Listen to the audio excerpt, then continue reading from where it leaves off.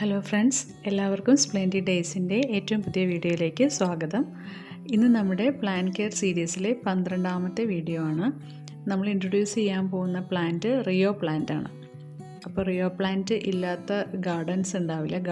Gardening ഇഷ്ടപ്പെടുന്ന എല്ലാവരുടെയും വീട്ടിൽ കാണുന്ന കോമൺ ആയിട്ടുള്ള പ്ലാന്റാണ് റിയോ.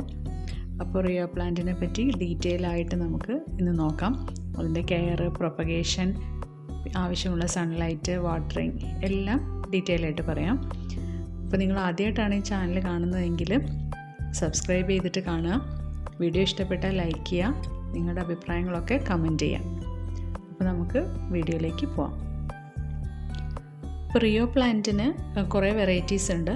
കോമൺ ആയിട്ട് കാണുന്ന 2 വെറൈറ്റി റിയോയുടെ ഡിസ്കളർ എന്ന് പറയുന്ന, അതായത് ഡൈ കളർ എന്ന് വെച്ചാൽ 2 കളറായിട്ടുള്ള റിയോ പ്ലാന്റും, പിന്നെ അല്ലാതെ ട്രൈ കളർ 3 കളർ വരുന്ന റിയോ പ്ലാന്റുമാണ്. 3 കളർ എന്ന് വെച്ചാൽ അതിലൊരു വൈറ്റ് ലൈൻ കൂടി വരും. ഇതേ സ്ട്രക്ചർ ആയിരിക്കും, ഒരു വൈറ്റ് ലൈൻ കൂടി വരും. ഈ റിയോ പ്ലാന്റിന് തന്നെ പല പല പേരുകളുണ്ട്. അപ്പോൾ ഹിന്ദിയിൽ ഇത് മോഹിനി പ്ലാന്റ് എന്നൊക്കെ പറഞ്ഞ് ആണ് അറിയപ്പെടുന്നത്. നമ്മുടെ ഇവിടെ കോമൺ ആയിട്ട് റിയോ എന്ന് തന്നെയാണ് എല്ലാവരും പറയാറ്. പിന്നെ ഓയിസ്റ്റർ പ്ലാന്റ് എന്നും ഒക്കെ ഇതിന് പേരുകളുണ്ട്. ആദ്യം തന്നെ നമുക്കിതിൻ്റെ സൺലൈറ്റ് നോക്കാം.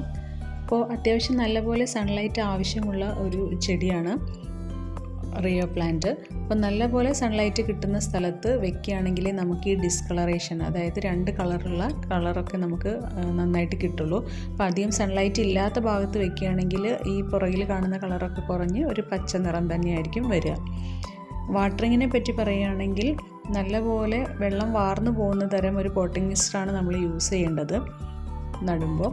പിന്നെ ഒരുപാട് വെള്ളം ഒഴിച്ച് വെക്കുകയാണെങ്കിൽ വെള്ളം വാർന്നു പോകാത്ത സിറ്റുവേഷനിൽ തണ്ട് ചീഞ്ഞ് ചെടി നശിച്ചു പോകാനുള്ള സാധ്യതയുണ്ട്. പിന്നെ അതുപോലെ വാട്ടറിങ് കുറയുകയാണെങ്കിൽ അത് ഇലകളൊക്കെ കൊഴിഞ്ഞു പോവുകയും ചെയ്യും. അപ്പോൾ ഇപ്പോൾ മണ്ണ് നല്ല ഡ്രൈ ആയിട്ടുണ്ട്. മണ്ണ് നല്ല ഡ്രൈ ആകുമ്പോഴാണ് നമ്മൾ ആവശ്യത്തിന് വെള്ളം ഒഴിച്ചു കൊടുക്കേണ്ടത്. ഇത് നമ്മുടെ ഗാർഡനിൽ നിന്ന് കിട്ടിയ ഒരു ഒഴിഞ്ഞ കിളിക്കൂടാണ്. ഒരു സ്റ്റൈലിന് വെച്ചോന്നേ ഉള്ളൂ. ഇനി പ്രൊപ്പഗേഷൻ നോക്കാം. പ്രൊപ്പഗേഷൻ നമ്മൾ ഒരു പ്ലാന്റിൻ്റെ മെച്ചുവറായിട്ടുള്ള ഒരു ഭാഗം കട്ട് ചെയ്തിട്ടാണ് എടുക്കുന്നത്. ഇതിൻ്റെ ലീഫൊക്കെ വളരെ ഡെലിക്കേറ്റ് ആണ് കേട്ടോ. നമ്മൾ പിടിക്കുമ്പോൾ തന്നെ പൊട്ടിപ്പോരും. അപ്പോൾ ഈ ഒരു പ്ലാന്റ് നമ്മൾ പ്രൊപ്പഗേറ്റ് ചെയ്യണമെങ്കിൽ ഇവിടെ വെച്ച് കട്ട് ചെയ്തിട്ട് ഓരോ നോഡ്സ് ഉണ്ടാവും. ഓരോ നോഡിൻ്റെ ഇടയ്ക്ക് വെച്ച് കട്ട് ചെയ്ത് കഴിഞ്ഞാൽ വേരുകളൊക്കെ എളുപ്പം വരും. ഇതിൽ ഒരുവിധം ചെടിയിൽ നിന്ന് തന്നെ വേരുകൾ വന്നിട്ടുണ്ടാവും. ഇതിലും വന്നിട്ടുണ്ട് ചെറിയ വേരുകൾ. നിങ്ങൾ കാണാൻ പറ്റുന്നുണ്ടോ? ഞാൻ കുറച്ചുകൂടെ അടുത്തുനിന്ന് കാണിക്കാം. ഇതാ വേര് വന്നിട്ടുണ്ട്. അപ്പോൾ ഈ ഒരു ഭാഗം വെച്ചിട്ട് നമ്മൾ കട്ട് ചെയ്തിട്ട് വേറൊരു പ്ലാന്ററിലേക്ക് നടുകയാണെങ്കിൽ നന്നായിട്ട് വളരും. ഇതതുപോലെ നമ്മൾ കട്ട് ചെയ്തിട്ട് വെച്ചിട്ടുള്ളതാണ്. അപ്പോൾ പ്രൊപ്പഗേറ്റ് ചെയ്തെടുക്കാൻ വളരെ ഈസിയാണ് റിയോ പ്ലാന്റ്.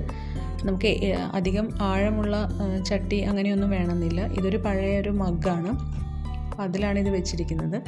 പിന്നെ പ്രൊപ്പഗേറ്റ് ചെയ്യണമെങ്കിൽ ഇങ്ങനെ ചെറുതായിട്ട് ഓരോ ചെടിയുടെ അടിയിൽ നിന്ന് വേറെ തൈകൾ മുളച്ച് വരും. തൈ എന്ന് വെച്ചാൽ സെപ്പറേറ്റ് അല്ല, അതിൻ്റെ തണ്ടിനോട് ചേർന്ന് തന്നെ. അത് കട്ട് ചെയ്തിട്ട് നമ്മൾ വളർത്തിയെടുക്കാൻ പറ്റും പുതിയ പ്ലാന്റ്.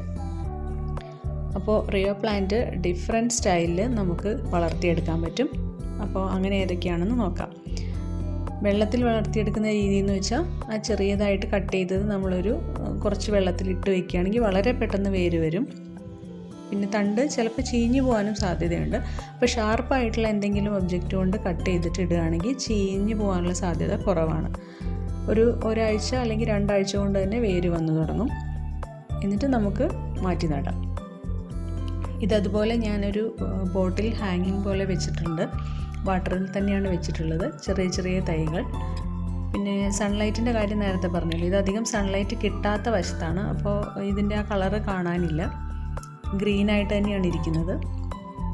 നല്ല സൺലൈറ്റ് കിട്ടുന്ന ഭാഗത്താണെങ്കിൽ നല്ല കളറ് കിട്ടും ചെടിക്കും. ഇതിൻ്റെ എല്ലാം അടിയിൽ വളരെ കുറച്ച് കളർ ചേഞ്ച് മാത്രമേ കാണുന്നുള്ളൂ.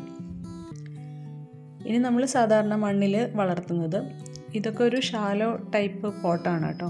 അധികം താഴേക്ക് വേര് പോകുന്ന ചെടിയല്ല റിയോ. ഒരു ഷാലോ ആയിട്ടുള്ള ബോട്ടിൽ നമുക്ക് വെക്കാം. ഇതൊന്നും ഹോൾസ് ഇല്ലാത്ത പോട്ടുമാണ്. വാട്ടർ നമ്മൾ അതിനനുസരിച്ച് ഒഴിച്ചു കൊടുത്താൽ മതി, നന്നായിട്ട് ഡ്രൈ ആകുമ്പോൾ. പിന്നെ ഇങ്ങനെ ഉണങ്ങിയ ലീവ്സൊക്കെ ഇടയ്ക്ക് എടുത്ത് കളയാം. ഇനി ഹാങ്ങിങ് ആയിട്ട് വെച്ചിട്ടുള്ളത് കാണിക്കാം. ഹാങ്ങിങ് ആയിട്ട് അതുപോലെ ഒരു പഴയ ടോയാണിത്, ടോയ് ഡ്രമ്മാണ്, അതിൽ വെച്ചതാണ്. ഒരുപാട് പുതിയ പുതിയ ചെടികൾ വരും, അതിൽ നിന്ന് കട്ട് ചെയ്ത് വേറെ വച്ചതുകൊണ്ടാണ് ഈ ഒരു പ്ലാന്ററിൽ ഇങ്ങനെ കിടക്കുന്നത്. പിന്നെ ഇത് കോക്കനട്ട് ഷെല്ലിൽ നമ്മൾ ചിരട്ടയിൽ പ്ലാന്റ് ചെയ്തിരിക്കുന്ന ഹാങ്ങിങ്. പിന്നെ ഇത് ബോട്ടിൽ കട്ട് ചെയ്ത് വെച്ചിട്ടുള്ള ഹാങ്ങിങ് ആയിട്ട് വെച്ചിട്ടുള്ളത്. പെട്ടെന്ന് വളരുന്ന ചെടി ആയതുകൊണ്ട് നമുക്ക് എങ്ങനെ വേണമെങ്കിലും വളർത്തിയെടുക്കാൻ പറ്റും. എത്ര പുതിയ ആളാണെങ്കിലും, ഗാർഡനിങ്ങിൽ എത്ര പുതിയ ആളാണെങ്കിലും നമുക്ക് ഈസി ആയിട്ട് വളർത്തിയെടുക്കാൻ പറ്റുന്ന ചെടികളിൽ ഒന്നാണ് റിയോ. പോട്ടിംഗ് മിക്സ്ചറിനെ പറ്റി പറയുമ്പോൾ, പോട്ടിംഗ് മിക്സ്ചറിൽ പ്രത്യേകിച്ച് വളങ്ങളൊന്നും ചേർത്ത് കൊടുക്കേണ്ട ആവശ്യമില്ല. ഫെർട്ടിലൈസറിൻ്റെ ആവശ്യമില്ലാത്ത ഒരു ചെടിയാണിത്. നമ്മൾ മണ്ണിൽ കുറച്ച് മണൽ കണ്ടൻറ്റുള്ള മണ്ണാണെങ്കിൽ പെട്ടെന്ന് തന്നെ നമുക്ക് ചീഞ്ഞു പോവാതെ സൂക്ഷിച്ച് വളർത്തിയെടുക്കാൻ പറ്റും. അപ്പോൾ വീഡിയോ എല്ലാവർക്കും ഇഷ്ടപ്പെട്ടു എന്ന് വിചാരിക്കുന്നു. ഇപ്പോൾ റിയോ പ്ലാന്റിൻ്റെ ഒരു കട്ടിങ് മതി നമുക്ക് നമ്മുടെ ഗാർഡൻ വളരെ കളർഫുള്ളായിട്ട് മെയിൻറ്റെയിൻ ചെയ്യാം. അപ്പോൾ താങ്ക്സ് ഫോർ വാച്ചിങ്.